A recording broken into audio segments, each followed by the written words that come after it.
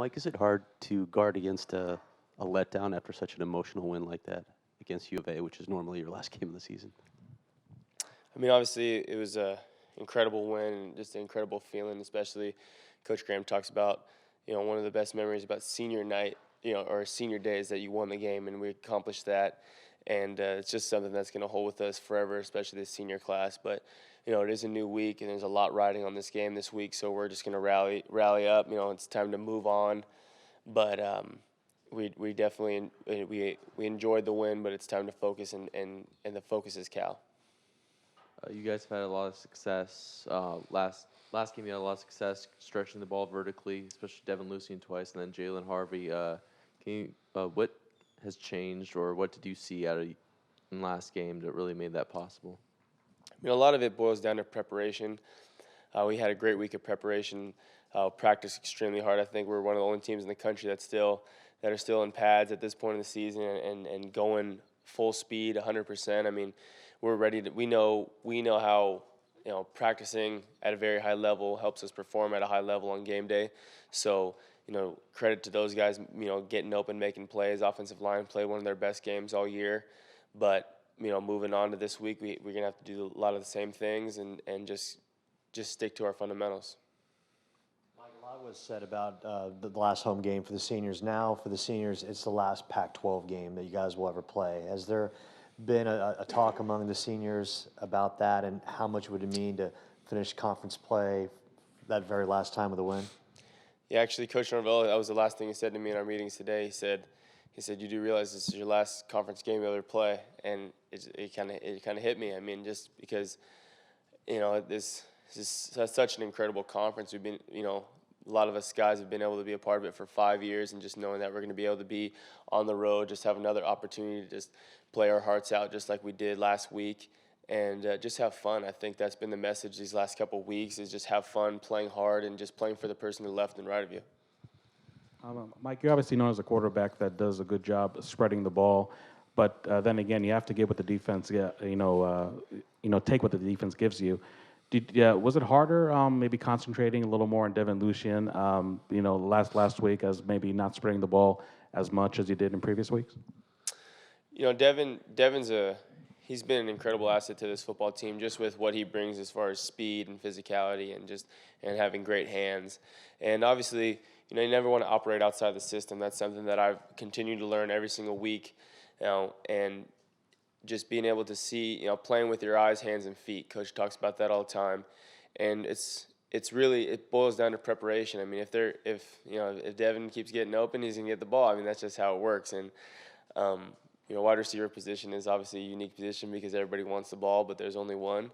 But our offense is at our best when we're doing what we're coached to do. And as long as the quarterback unit can keep doing that, we'll keep moving forward in the right direction.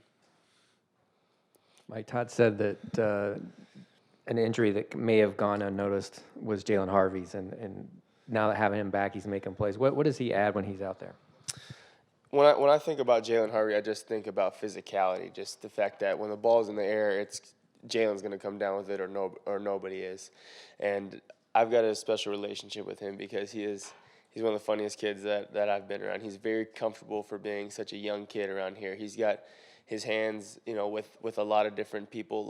He's got a lot of different relationships on this football team. I mean, he's the kind of guy, sometimes he just shows up on our doorstep to watch the Pittsburgh Steelers game the other day with us. And he's just such a comfortable kid, just for being a redshirt freshman.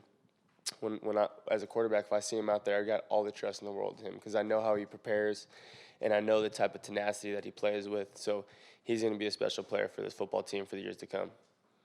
Mike, how do you think the career of Jordan Simone should be remembered by Sun Devil fans?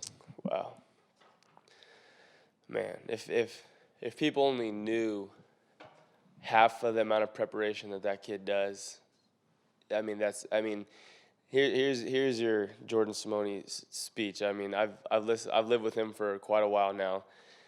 The kid eats, sleeps, and breathes Arizona State football. He goes to sleep about 8:30 at night. We make sure that there's quiet hours when we're in season, and Jordan, all he does is he stretches, watches film, makes sure he does his homework on time. But the kid he's been my favorite person watched play football in my entire life.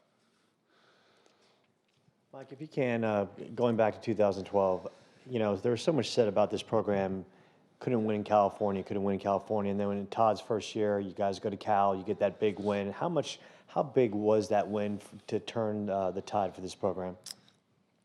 I remember that win. It felt special when we were up there and we won. I think one of my biggest memories is just kind of celebrating with Sun Devil Nation in the corner whenever you're at a visiting away site. And I think that's just kind of the spark that when we do go on the road, just because of the values that this program is about, if we stick to our character, stick to our identity, it doesn't matter where we are, we can go get a win. And that's not about talent. It's not about, the rankings. This is the 5 stars, high school recruits or whatever. It boils down to the leadership that you have on the football team and what's in the hearts and minds of the players. And I think that just going into it expecting to win and just not being cocky, but just having a certain swagger about you that this is a fun sport, and whoever shows up who wants it more that day is going to win. So we're looking to go on the road and play our hearts out. Mike, for you personally, you're winding down. It's only 2 games left. I want to get your thoughts on how you approach these last 2 games.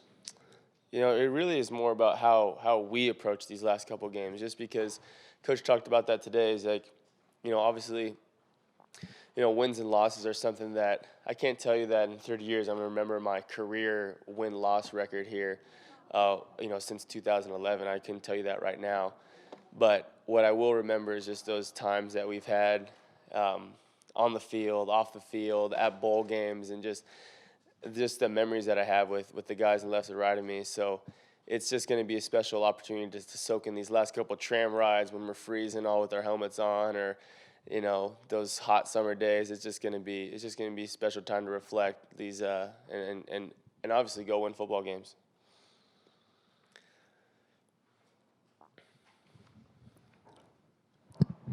Can you just talk about the scout team this year and what you've seen in them and what kind of look they've been giving you to get ready for these games? That's a great question. It's something that I've been talking about all year. And I actually remember when Jordan used to play on the scout team, he used to give us a lot of troubles. And you'd be like, Jordan, they don't do that. But he's just being a reactive football player. And we do have some of those guys on our scout team right now that are making athletic plays that you can just see in the years to come. These are going to be freak talents out there on the football field. A couple of guys that come to mind is Jalen Bates. He gives us problems on that defensive line. Bo Wallace has been incredible, and a lot of the guys on that scout defense they work their tails off, and it's going to be pretty special to see them suit up and make plays in Sun Devil Stadium. Mike, just want to get your thoughts on Thanksgiving. What do you like to throw down on Thanksgiving, and what's the best part of the day for you?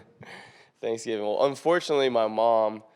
I haven't had my mom's Thanksgiving in quite some time, but I'm definitely a stuffing guy. I'm a white meat turkey guy, but I will be heading to the Simone household this year, so we'll see what that Italian family has going on. I can't say it's going to be better than the Bercovici household already, but but it's going to be special. I love Thanksgiving, one of my favorite holidays, just because of what it represents, but I'm ready to try the Simone stuffing, see what it's all about.